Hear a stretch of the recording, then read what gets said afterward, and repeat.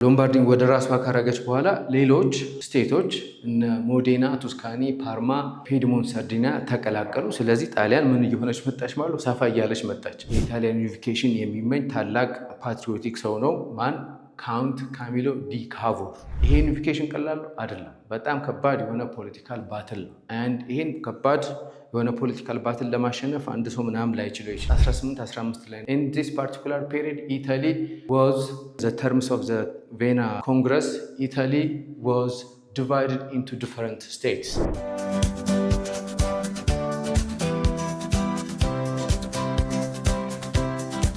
Tamari bet country Tamari bet Lanta.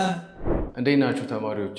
ዛሬ የምንማረው ደግሞ ስለ ኢታሊያን ዩኒፊኬሽን ይሆናል። Let's begin with the definition of unification itself. ዩኒፊኬሽን ምንድን ነው?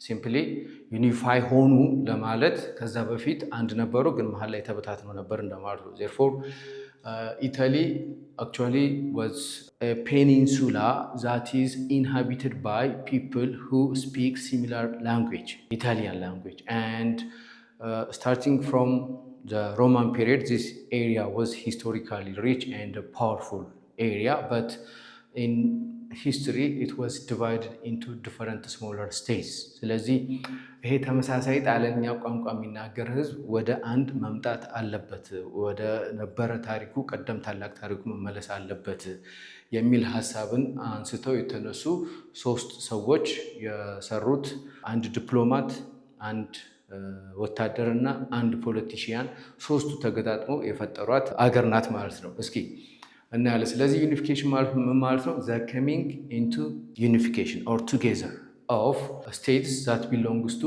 one former great state ማለት ነው። የአንድ ታላቅ ስቴት ፓርቲ የነበሩ ተመልሰው ወደ አንድነት የሚመለሱበት ፕሮሰስ ነው ዩኒፊኬሽን። ይሄ ዩኒፊኬሽን ቀላል አይደለም። በጣም ከባድ የሆነ ፖለቲካል ባትል ነው። ይሄን ከባድ የሆነ ፖለቲካል ባትል ለማሸነፍ አንድ ሰው ምናምን ላይችለው ይችላል። ዩኒፊኬሽን ኦፍ ኦር ኮኦፕሬሽን ኦፍ ዲፈረንት ፕሮፌሽናልስ ሊያስፈልግ ይችላል። የጣሊያን ደስ የሚለው ይሄ ሰውዬና ይሄ ሰውዬ የተለያዩ ሮል ነበራቸው። ኮንቴክስቱን እስኪ ስታርቲንግ ፍሮም ምንድነው ዩኒፊኬሽኑ እንዲካሄድ ወይም እንዲስፋፋ ያደረገው? የመጀመሪያው አሁንም 1815 ላይ እንመለሳለን። in this particular period Italy was under the terms of the Vienna Congress. Italy was divided into different states. ወደ ተለያዩ ስቴቶች እንድትከፋፈል ተደረገች። ናሽናሊቲ ፊሊንጉን የሚያመጣው የመጀመሪያው ሎምባርዲ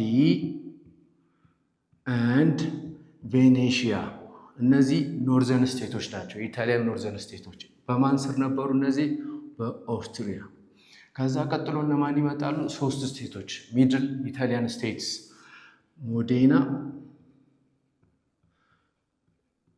ቱስካኒ and ፓርማ። እነዚህ ስቴቶች they are not under direct rule of Austria but dominated by Austria. dominated እሺ ከዚህ ትንሽ ወረድ ስንል ወደ ዌስት ነገር ማን እናገኛለን? ፒዲሞንት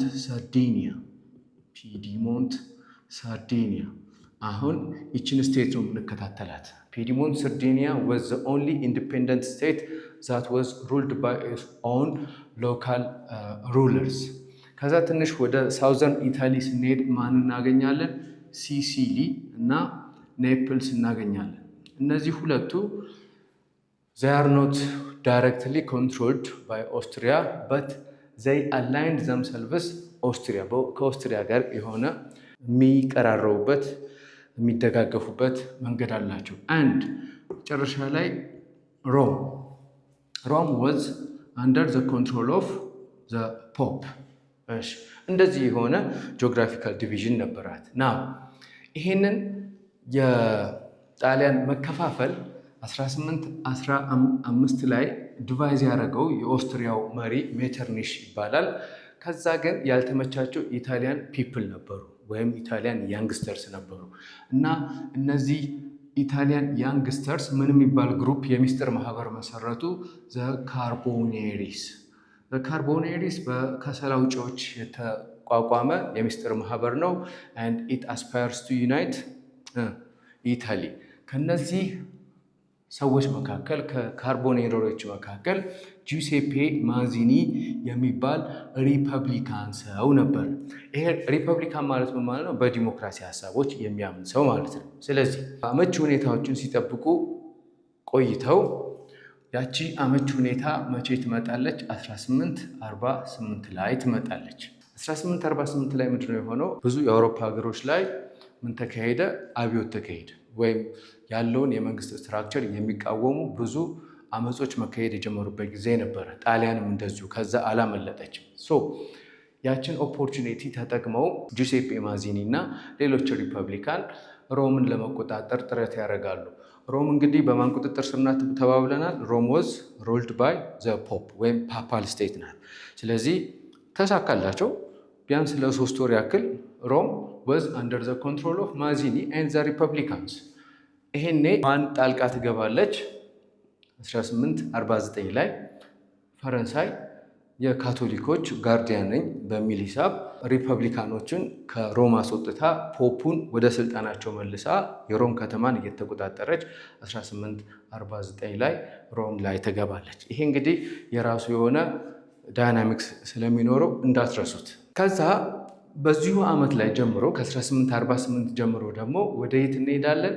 ወደ ፒዲሞንት ሰርዲኒያ ወደምትባለው ቦታ እንሄዳለን። ፒዲሞንት ሰርዲኒያ ኢዝ ዘ ኦንሊ ኢንዲፔንደንት ስቴት ተባብለናል። እዛ ማን አለ? መሪዎቿ ጣሊያንን ዩናይት የማድረግ ሀሳብ አላቸው፣ ግን አሁንም አመቺ ሁኔታ አልተፈጠረላቸው። ምክንያቱም ጎረቤቶቻቸው ሎምባርዲና ቬኔሺያ በማን ቁጥጥር ስር ናቸው? በኦስትሪያ። ስለዚህ እነሱን ወደኛ እናመጣለን ቢሉ እነዚህንም ወደኛ እናመጣለን ቢሉ ዜር ዊል ቢ ስትሮንግ ኦፖዚሽን ፍሮም ኦስትሪያ። ስለዚህ ምንድነው ያደረጉት? ቀስ ብለው አመቺ ሞመንቶችን መጠበቅ ጀመሩ። አንድ እዚህ ፒድሞንት ሰርዲኒያ ላይ አንድ ሰው ወደ ከፍተኛ ስልጣን ይመጣል። ወደ ጠቅላይ ሚኒስትርነት። መጀመሪያ ግብርና ሚኒስትር ነበረ። ከዛ በፊት የራሱን ጋዜጣ ያሳትም የነበረ የኢታሊያን ዩኒፊኬሽን የሚመኝ ታላቅ ፓትሪዮቲክ ሰው ነው። ማን? ካውንት ካሚሎ ዲ ካቮር። ይህ ሰውዬ ወደ ጠቅላይ ሚኒስትርነት ከመጣ በኋላ ጣሊያን ደሃ ናት ከእንግሊዝና ከነ ፈረንሳይ አንጻር። ስለዚህ ኢኮኖሚዋ መስተካከል አለበት። ዩኒፊኬሽኑን መሸከም የሚችል መሆን አለበት። ስለዚህ ጦርነትን መሸከም የሚችል ኢኮኖሚ የላትም። ስለዚህ ኢት ኢዝ ቤተር ቱ ሚክስ ዲፕሎማሲ ዌዝ ፓወር። ስለዚህ መጀመሪያ ምንድነው ያደረገው? ምን አይቷል? 1848 ላይ እነ ማዚኒ ሀገራቸው የጀመሩት የአመፅ መንገድ ሲሰናከልባቸው አይቷል። ስለዚህ ቤተር ቱ ፎሎ ዲፕሎማሲ አለ። የመጀመሪያው ዲፕሎማቲክ ኢፈርት ኦፍ ካውንት ካሚሎ ካቮር ዋዝ ቱ አላይ ሂምሰልፍ ዊዝ ዘ ፍሬንች ዘን ሩለር ናፖሊዮን ዘሰርድ። ናፖሊዮን ዘሰርድን ጠራው። ፕሎምቢየርስ የምትባል ቦታ ላይ ተገናኙ። እንደምታየው ኦስትሪያ ኢዝ ኤ ቻሌንጅ ቱ ኢታሊያን ዩኒፊኬሽን therefore I want you to help me in my endeavor to unite Italy። ስለዚህ ለሱ ደግሞ በመልሱ የምትፈልጋቸው የተወሰኑ መሬቶች ካሉ እሰጥሃለሁ የሚል የዲፕሎማቲክ ኦፈር አቀረበለት። ስለዚህ ሳቮይ ኤንድ ኒስ የሚባሉ ቦታዎችን ጣሊያን ለፈረንሳይ ልሰጣት፣ ኦስትሪያ ከፒድሞንት ጋር በምታደርገው ጦርነት ወቅት ናፖሊዮን ከፒድሞንት ጎን ሊቆም ነገር ተስማሙ። ይህን ከማድረጋቸው ትንሽ ቀደም ብሎ ይሄ 1858 ላይ የሚካሄድ ድርድር ነው። 56 እና 55 ላይ ደግሞ ፒድሞንት ሰርዲኒያ ከብሪቴንና ከፍራንስ ጋር ሆና የክሪሚያን ዋር ላይ ተሳትፋለች። በእርግጥ ፒድሞንት ብዙም ሮል አልነበረባትም፣ ግን ያው ወዳጅ ለማፍራት ያክል ሄዳ ከኋላ ተሳልፋ የሆነ አም ሂር እያያችሁኝ ምናምን ነገር ብላለች። ስለዚህ ሪኮግናይዝ ተደርጋለች ማለት ነው። ስለዚህ 1858 ላይ ሳቮይን ኤንድ ናይስን እሰጣለሁ ከፈለግ፣ አንተ ግን ኦስትሪያ የሆነ ነገር ካረገችኝ እንድታግዘኝ አደራ ምናምን ነገር ተባባሉ። የስ ኦብቪየስሊ 1859 ላይ ካቮር ኦስትሪያ እንድትበሳጭ የሚያደርግ ነገሮችን ማድረግ ጀመረ። ኦስትሪያ ተበሳጨች፣ ወረረችው። የመጀመሪያው ጦርነት የት ላይ ተካሄደ? ማጋንታ። ሁለተኛው ጦርነት የት ላይ ተካሄደ? ሰልፈሪኖ ላይ ተካሄደ። የማጋንታ አንድ ሰልፈሪኖ ጦርነቶች በታሪክ ይታወቃሉ። በተለይ ሁለተኛው ጦርነት እጅግ በጣም ብሩታል የነበረ ጦርነት ነው። በዛ በኩል ሲያልፍ የነበረ አንድ ኦስትሪያዊ በጎ አድራጊ ሄነሪ ዱና የሚባል ሰው አየ። ስለዚህ የቀይ መስቀል የሚባለው ድርጅት እንዲመሰረት ያደረገው የጦርነት ሰፈሪንግ የታየው በፒድሞንት ሰርዲና እና በኦስትሪያኖች መካከል ሰልፈሪኖ ላይ የተደረገ የ1859 ጦርነት ነው። እሺ ምን ተከሰተ? ከዛ በኋላ ማን አሸነፈ? ፒድሞንት ሰርዲና አሸነፈች። ስለዚህ ኦስትሪያ ማን አገኘች? ሎምባርዲያን አገኘች። ሎምባርዲያ ቢሎንግስቱ ፒድሞንት ሰርዲኒያ። ፒድሞንት ሰርዲኒያ ሎምባርዲን ወደ ራሷ ካረገች በኋላ ሌሎች ስቴቶች እነ ሞዴና፣ ቱስካኒ፣ ፓርማ ወደ ፒድሞንት ሰርዲኒያ ተቀላቀሉ። ስለዚህ ጣሊያን ምን እየሆነች መጣች ማለት ሰፋ እያለች መጣች። ከዛ ይሄኛውን ኖርዝ ላይ እንዳለ 1860 በሳውዝ በኩል ይሄኛው ሰውዬ ጁሴፔ ጋሪባልዲ የሚባሉ ደግሞ የሳውዘርን ስቴቶችን ዩናይት እያደረገ ወደ ሮም እየመጣ ነው፣ ወደ ኖርዝ እየመጣ ነው። ስለዚህ የሚመራቸው ጦር ምን ይባላሉ? ዘ ሬድ ሴርትስ ይባላሉ፣ ወይም 1000 የሚባሉ ሰዎች ግሩፖችን እየመራ ወደ የት ሄደ? ወደ ኖርዝ። ስለዚህ አሁን ኤፌክቲቭሊ 1860 ሲሲሊ እና ናፖሊ ታንክስቱ ጋሪባልዲ አብረው ሆነዋል። 1859 ላይ ኦልሬዲ ሎምባርዲ ከፒድሞንት ሰርዲኒያ ጋር ተቀላቅላለች እና እነዚህም ስቴቶች ወደዚች መጥተዋል። ስለዚህ 1861 ላይ ቪክቶር ኢማኑኤል ዘሰከንድ ቢካም ዘ ፈርስት ኪንግ ኦፍ ኢታሊያን ኪንግደም። ይሄ የኮሮኔሽን ስነስርዓት የተካሄደ ቱሪን የምትባል ከተማ ላይ ተካሄደ። አሁን ጣሊያን ሙሉ በሙሉ ተዋህዳለች? አልተዋህደችም። ማን ይቀራል? ሮም ትቀራለች። ምክንያቱም ፍራንስ ወታደሮቿን አላስወጣችም። ከዛ ቬኔሽያም እንደዚሁ ትቀራለች። 1866 ላይ ጦርነት ተካሄደ። የማን ጦርነት? ኦስትሮ ፕራሽያን ጦርነት ይካሄዳል። ኦስትሮ ፕራሽያን ጦርነት ማለት የጀርመኑ ፕራሽያ እና ኦስትሪያ ጦርነት ያካሄዳሉ። በዚህ ጦርነት ማን ትሸነፋለች? ኦስትሪያ ትሸነፋለች። ኦስትሪያ ስትሸነፍ 1866 ላይ ወደ ጣሊያን ማን ገባች ማለት ነው? ቬኔሽያ። ምክንያቱም ቬኔሽያ በኦስትሪያ ተይዛ ነበረ። ኦስትሪያ 1866 ላይ በፕራሽያ ስትሸነፍ ይችን ይዞ የመቆየት አቅም አልነበራትም። ቬኔሽያ መጣች። ማን ቀረች? አሁን ሮም ቀረች። 1870 ላይ ደግሞ ሌላ ጦርነት ተካሄደ። የፍራንኮ ፕራሽያን ጦርነት በፈረንሳይና በፕራሽያ መካከል ጦርነት ተካሄደ። አሁንም ማን ትሸነፋለች?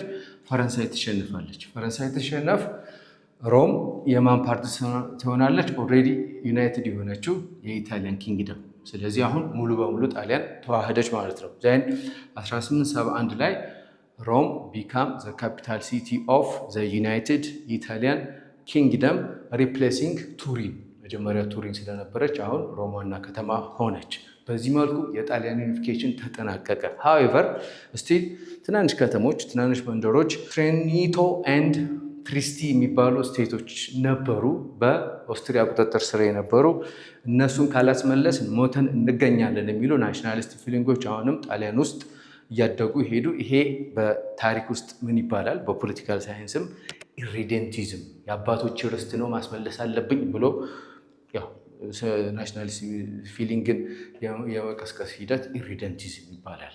ዚስ ኢዝ ዘ ኤንድ ኦፍ ቱዴይስ ሌሰን። ሃዌቨር ቱ ሪካፒት ኢታሊያን ዩኒፊኬሽን በሶስት ሰዎች የተሳካ ነው፣ በካቮር፣ በማዚኒ እና በጋሪባልዲ። ካቮር was the most important actor in the unification because he was a diplomat, and Garibaldi was a soldier. He was charismatic, he was attractive, he was personally acceptable man, so therefore he united southern Italy. Mazzini tried a republican ideal but he failed. The challenges for Italian unification መጀመሪያ ኦስትሪያ ነበረች፣ ምክንያቱም ስቴቶችን ስለያዘች። ሁለተኛ ፖፕ ነበረ። ፖፑ ለምንድን ነበረ ዩኒፊኬሽን የማይፈለገው? if Italy is united then ምድሮ የሚደርሰው እሱ ስቴቶቹን ያጣል፣ ይጠቡበታል። ስለዚህ የሚያገኘውን ጥቅም ስለሚያጣ ዩናይትድ እንድትሆን አይፈልግም ነበረ። ከዛ በኋላም ነው እንግዲህ አሁን ቫቲካን የምትባል ትንሽዬ ስቴት እየመራ እስካሁን ድረስ ያለው። ከዛ በፊት ግን ሰፋ ያለ ግዛት ነበረው እና ደግሞ ጣሊያን ውስጥ ዊክ ናሽናሊስት ፊሊንግ ነበረ። ኋላ ግን ታንክስቱን ጋሪባልዲ ስሜቱን ሁሉ ቀስቅሰውት ጦርነቱ ሊያልቅ እና ዩኒፊኬሽኑ ሊሳካ ችሏል። ኦኬ ዛሬው ሌሰን እንግዲህ ይህን ይመስላል። ከተመቻችሁ ሼር ማድረጋችሁ እንዳትረሱ። አንድ ተጨማሪ ሌሰን እንዲደርሳችሁ ደግሞ የተማሪ ቤትን የሶሻል ሚዲያ ሁሉም ፕላትፎርሞች ቲክቶክ ላይ፣ ቴሌግራም ላይ፣ ፌስቡክ ላይ እና ዩቲዩብ ላይ ጆይን ማድረግ ትችላላችሁ። ቻው